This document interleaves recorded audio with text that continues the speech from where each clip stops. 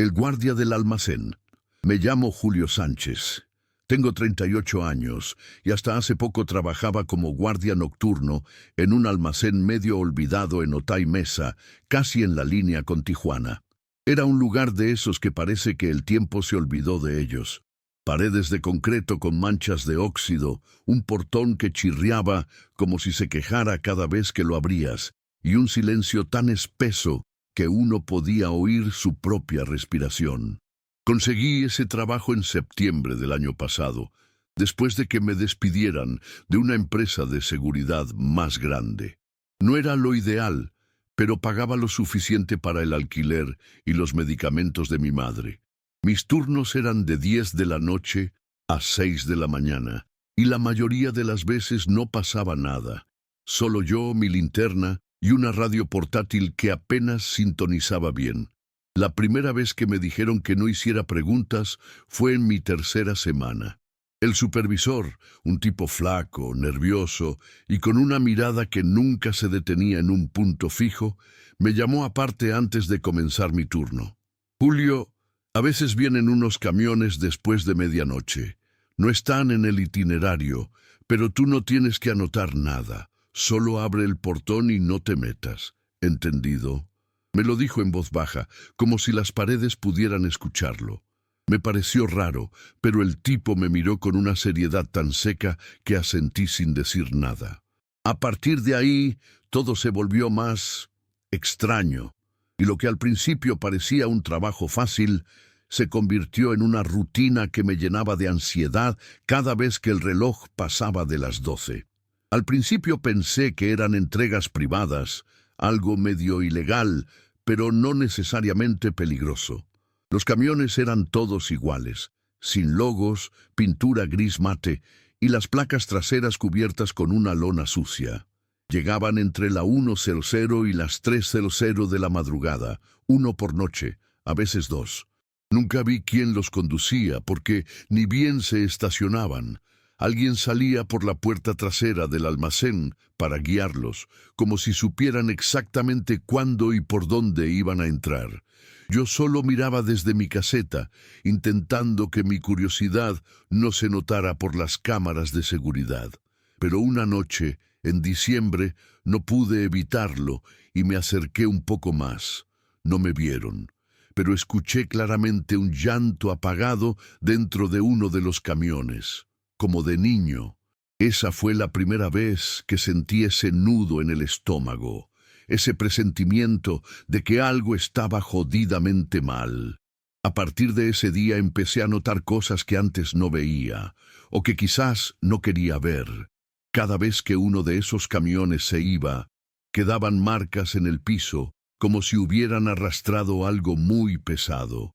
Una noche encontré una cinta plástica con lo que parecía ser cabello pegado, enredado.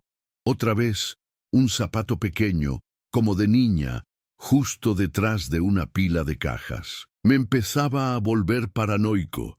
Ya no dormía bien durante el día y pasaba el turno entero con los nervios de punta. Llamé a mi supervisor una vez solo para preguntarle si todo estaba bien con esas entregas, y su respuesta fue seca. Te dije que no preguntaras, Julio. Si quieres seguir cobrando, haz tu trabajo y punto. Me colgó sin más. Ese fue el momento en que entendí que estaba solo, y que había cosas pasando ahí adentro que no tenían nada que ver con logística ni mercancía común. Una noche de enero, casi a finales del mes, el ambiente cambió. No sé cómo explicarlo, pero era como si el aire se hubiera vuelto más denso, más pesado. Esa noche llegó un solo camión, pero más grande que los otros. No entró directamente como los demás. Se quedó estacionado afuera por varios minutos, con el motor encendido. Yo lo observaba desde la sombra del costado del almacén, detrás de unos tambores metálicos oxidados. El conductor salió. Era un hombre alto, calvo, con una cicatriz en forma de media luna justo encima de la ceja izquierda. No miraba a los lados, caminó directo hacia la puerta trasera del almacén, tocó 3 veces, esperó unos segundos y entró. Desde donde estaba, No podía ver mucho, pero antes de que se cerrara la puerta, alcancé a distinguir una fila de personas bajando del camión. Todas tenían la cabeza gacha y algunas iban descalzas. Me congelé. Sentí como si el frío de la madrugada se me hubiera metido directo en el pecho. Saqué el celular para grabar, pero las manos me temblaban tanto que apenas podía enfocar. Ni siquiera sé si el video captó algo útil. Lo que sí sé es que esa noche no pude quedarme todo el turno. A eso de las 4 de la mañana, inventé que tenía un malestar y me fui. Al día siguiente no me llamaron, no me preguntaron nada. Todo siguió igual, como si yo no me hubiera ido antes. Fue ahí cuando decidí empezar a anotar todo lo que veía con fechas y horas en una libreta que escondía dentro de una de las cajas vacías del almacén. No sabía exactamente qué estaba pasando, pero si algo salía mal, quería tener pruebas. Quería tener con qué explicar por qué mi nombre estaba en los registros de esos turnos. Lo que nunca imaginé era que esa decisión me salvaría el pellejo después. Todo explotó una madrugada de marzo. Eran cerca de las 2:30 cuando escuché un ruido seco, como un trueno partido en dos. Me asomé por la ventana de la caseta y vi luces. Muchas. Faroles potentes, como de estadio, iluminando todo el perímetro. En menos de un minuto, el portón fue derribado por una camioneta blindada y entraron soldados. No era la policía local, eso lo supe enseguida. Llevaban uniformes sin insignias visibles y se movían como si ya conocieran el terreno.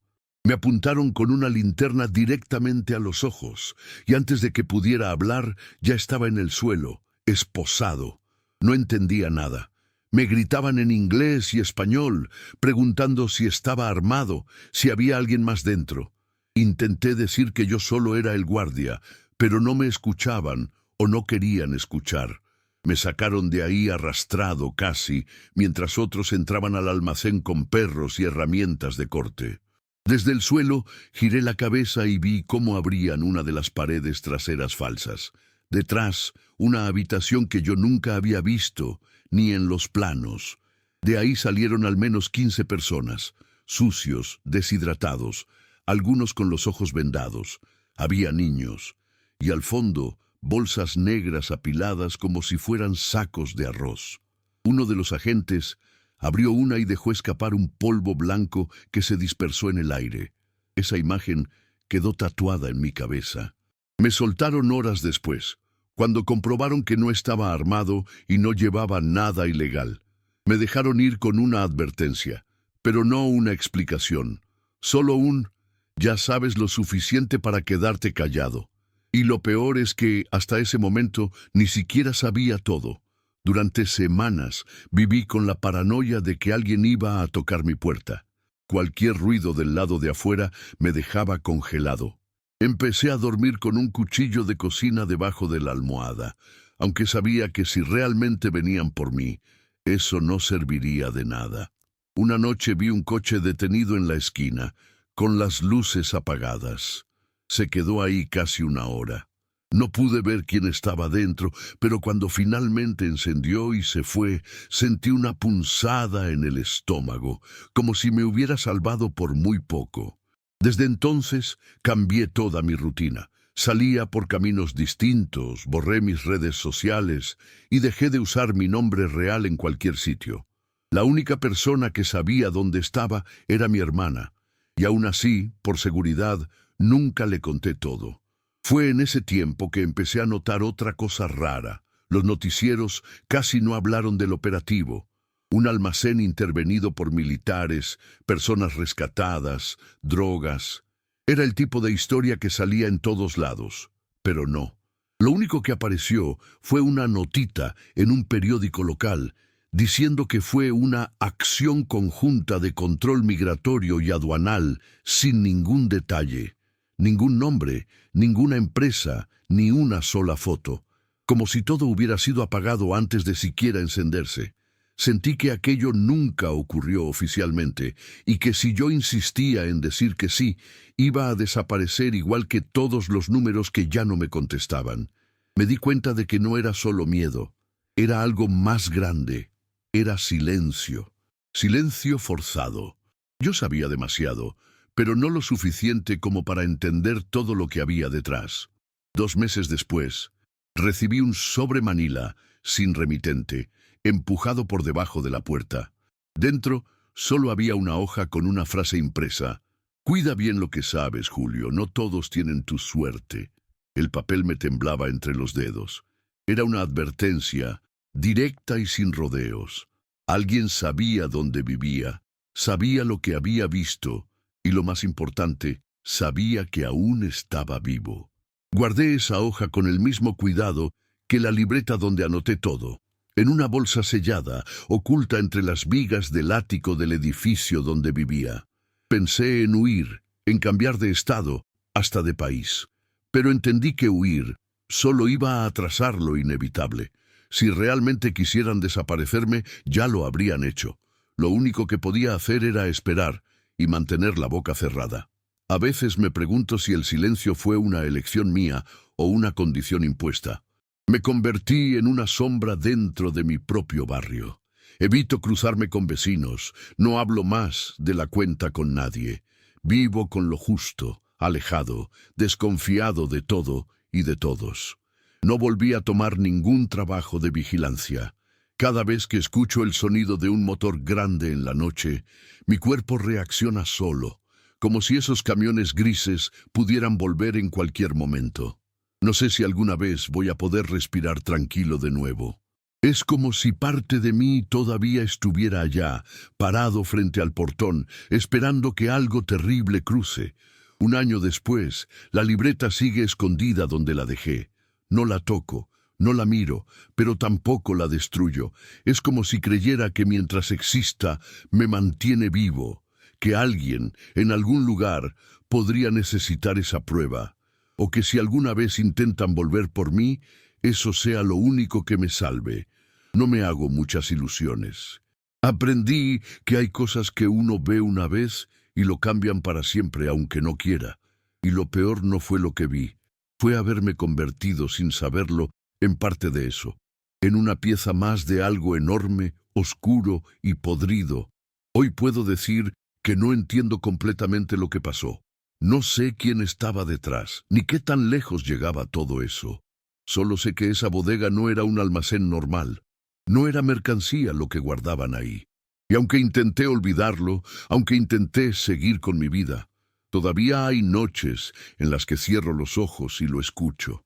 El portón oxidado deslizándose, despacio, justo antes del infierno. La periodista independiente. Mi nombre es Clara Medina, y por esos días me encontraba en el punto más alto de mi carrera como periodista freelance. Siempre fui de esas personas que prefieren la libertad de trabajar desde casa, escribir mis artículos y tener el control total de mi tiempo. Era 2019 y Tijuana estaba pasando por un montón de cambios, especialmente en la zona del canal que me había estado preocupando. Tras meses de investigación, logré conseguir información crucial sobre irregularidades en el reasentamiento de familias desplazadas. Decidí escribir un artículo al respecto, sin imaginar que esa decisión cambiaría mi vida de manera drástica. El artículo fue publicado, y aunque al principio no lo noté, poco a poco comencé a percibir que algo no estaba bien. En las primeras horas recibí varios correos electrónicos de gente anónima que me felicitaban, pero con un tono extraño, como si fueran advertencias. Lo que me asustó fue cuando mi editor me llamó, pálido y nervioso. Dijo que había recibido amenazas, pero no entró en detalles. Yo intenté calmarlo, pero la verdad es que ya me sentía inquieta. Cuando llegué a casa esa noche, me di cuenta de que algo aún más extraño estaba ocurriendo. Mi conexión a Internet había sido cortada. Ningún aviso ni explicación. Simplemente no tenía acceso a nada. Ese día fue extraño, pero lo que ocurrió después me dejó aún más desconcertada. A la mañana siguiente me desperté con la sensación de que algo me estaba observando, Una tensión en el aire que no podía explicar. Cuando llegué al trabajo, lo primero que hice fue intentar resolver el problema del Internet, pero al llamar a la operadora me dijeron que no había ningún corte en mi línea. Era como si alguien hubiera apagado mi conexión de forma invisible, sin dejar rastro. Claro que empecé a pensar en teorías paranoicas, pero me había prometido seguir adelante con mi investigación. Entonces, mientras revisaba mis correos, vi algo que me heló la sangre. Había fotos de mi madre tomadas afuera de la iglesia a la que siempre va los domingos. La foto era perfectamente nítida, con la hora exacta marcada en la esquina de la imagen. No había mensaje, nada. Solo la foto, la fecha y la hora. Mi estómago se retorció. Las imágenes no tenían sentido porque mi madre no tenía ninguna relación con mi trabajo. Ella es una persona sencilla que lleva una vida tranquila y religiosa, sin saber nada sobre lo que yo estaba investigando. La sensación de terror fue inmediata. Fui a su casa para preguntarle si algo raro había sucedido, pero me aseguró que no había pasado nada fuera de lo común. La presión seguía aumentando y lo peor estaba por llegar. Esa misma tarde recibí una llamada de una fuente antigua, alguien a quien había ayudado en el pasado, pero con quien no mantenía contacto. Dijo con una voz baja y temblorosa: «Clara, deja de hacer preguntas o terminarás como los demás». Ese golpe fue brutal. Sabía que estaba lidiando con algo mucho más grande de lo que imaginaba, algo que tocó un punto sensible de alguien muy peligroso. Mi mente no podía dejar de dar vueltas a esa advertencia. Terminarás como los demás. Las palabras de mi exfuente se repetían una y otra vez en mi cabeza, mientras sentía como si una sombra me estuviera acechando en cada rincón de la ciudad. Esa noche decidí que no podía rendirme, que debía seguir investigando, aunque todo parecía apuntar a que estaba metida en algo mucho más oscuro de lo que había imaginado. Me pasé horas buscando información, buscando vínculos entre las familias desplazadas y los contratos de reasentamiento que estaban siendo manipulados, pero mi mente no podía enfocarse. Cada vez que miraba la pantalla, me sentía como si algo estuviera a punto de suceder. A la mañana siguiente, al salir de casa, vi algo que me heló la sangre. En la acera frente a mi departamento había un coche estacionado, uno que nunca había visto antes. Un modelo oscuro, con vidrios tintados. Lo raro no era el coche en sí, sino que estaba estacionado a una distancia estratégica, justo frente a la ventana de mi sala. Sentí un nudo en el estómago. Caminé rápido hacia el trabajo, intentando no pensar en lo que acababa de ver, pero una parte de mí sabía que no era una coincidencia. Esa sensación de ser observada no me dejaba en paz. No estaba sola en esto. Esa tarde, mientras regresaba a casa, noté algo aún más inquietante. El coche seguía ahí, pero esta vez algo había cambiado. Las ventanas, tintadas, estaban ligeramente bajadas, lo suficiente para que pudiera ver la silueta de una persona dentro. No podía ver bien quién era, pero el hecho de que el coche estuviera ahí, exactamente en el mismo lugar durante tantas horas, me heló la sangre. El rostro del conductor permanecía en las sombras, pero sentí que algo no estaba bien. Decidí dar la vuelta y entrar por otro camino, esperando no ser seguida. Al llegar a mi departamento, la tensión en mi pecho era insoportable. Cada sonido me parecía más fuerte de lo habitual. Cada crujido de la madera, cada ruido de la calle, me hacía saltar. Esa noche no pude dormir. Pasé horas mirando por la ventana, temerosa de que alguien estuviera observando cada movimiento mío. Mi mente no dejaba de pensar en lo que había sucedido. Las fotos de mi madre, la amenaza de mi fuente, el coche que no dejaba de estar allí. En algún momento, alrededor de las 3 de la mañana, decidí que no podía quedarme quieta. Tomé el teléfono y llamé a un amigo policía, alguien con el que había trabajado en el pasado en investigaciones. Le conté todo lo que había estado pasando, aunque sabía que probablemente no me creerían. Lo que me dijo me dejó sin palabras. Clara, no sigas adelante con esto. Es mejor que dejes todo y desaparezcas por un tiempo. No me dio muchos detalles, pero su tono grave me hizo pensar que estaba hablando en serio. ¿Qué clase de historia había tocado yo? La verdad parecía mucho más peligrosa de lo que jamás había imaginado. Esa noche el miedo me envolvía por completo. No podía dejar de pensar en el hombre, en lo que había dicho. ¿Qué sabía él? ¿Cómo sabía lo que estaba haciendo? Decidí que, aunque fuera lo último que hiciera, tenía que llegar al fondo de todo aquello. Al día siguiente, con el corazón aún acelerado, volví a trabajar. Cuando llegué a la oficina de mi editor, noté que algo estaba extraño. El ambiente, antes relajado, ahora estaba pesado, tenso. Mi editor, visiblemente preocupado, me pidió que lo acompañara a su oficina. «Clara, tienes que dejar esto», me dijo, sin rodeos. Le pregunté qué estaba pasando, y su respuesta fue tan inquietante como directa. «Ellos están observando todo. No sé quiénes son, pero están en todas partes. Tú eres el objetivo ahora». El hecho de que él también hubiera sido amenazado me golpeó como un balde de agua fría. ¿A qué me había metido? En ese momento me sentí atrapada, acorralada.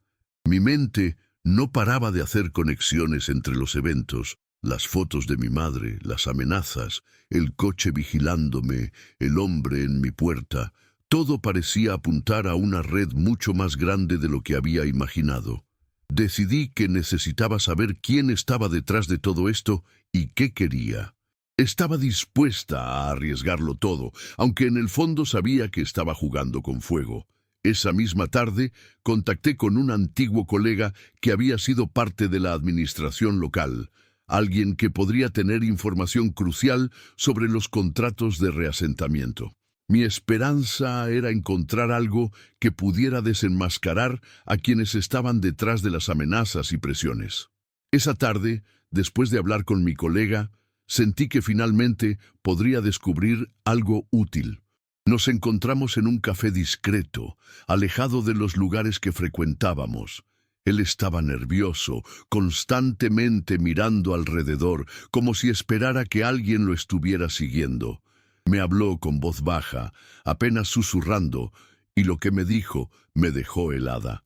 «Clara, lo que estás investigando tiene más capas de las que imaginas. No son solo los contratos irregulares. Hay gente poderosa detrás de todo esto, gente que no duda en silenciar a quienes se interponen en su camino».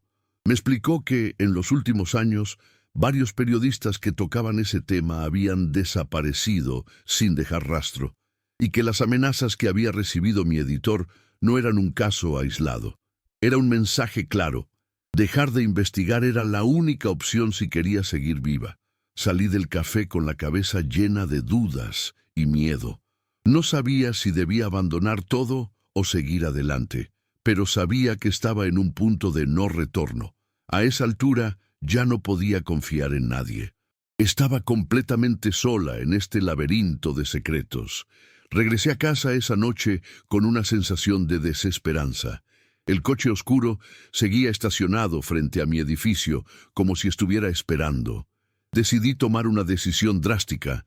Tenía que salir de la ciudad, desaparecer por un tiempo hasta que las aguas se calmaran. No podía seguir poniendo a mi madre en peligro y no quería que mi vida también se desmoronara. Fue entonces que, mientras empacaba, recibí un mensaje de texto anónimo. «Deja de huir, Clara. Estás más cerca de lo que crees». Era el último empujón que necesitaba para entender que no había escapatoria. Cerca de lo que crees.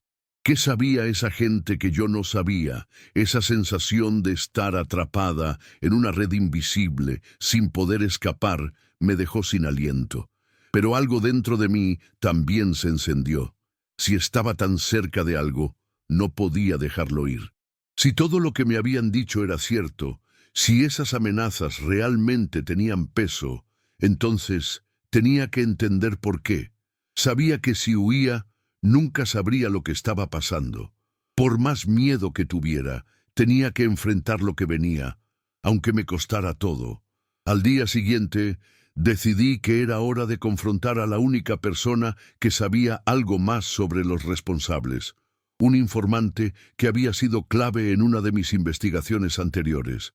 Él siempre me había dado datos valiosos, pero esta vez no sabía si podría confiar en él. Acordamos encontrarnos en un lugar apartado, fuera de la ciudad.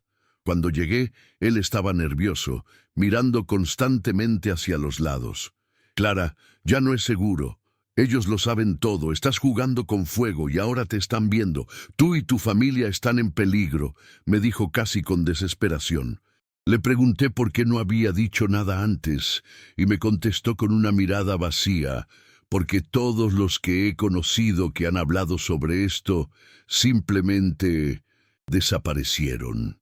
De repente, una ráfaga de viento helado me hizo estremecer. Era como si la atmósfera hubiera cambiado en ese preciso momento. Sentí que todo lo que había estado ignorando, las fotos, las amenazas, el coche, se unía en un solo propósito. Ya no se trataba solo de investigar, era una cuestión de sobrevivir. Y aunque mi mente gritaba que me detuviera, algo dentro de mí, algo mucho más profundo, me decía que tenía que llegar al final de esta historia, no solo por mí, sino por todos aquellos que ya no podían hablar.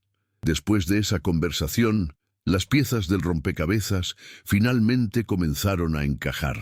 Todo apuntaba a una red de corrupción mucho más profunda de lo que imaginaba. Las familias desplazadas, los contratos fraudulentos, las amenazas, todo estaba conectado.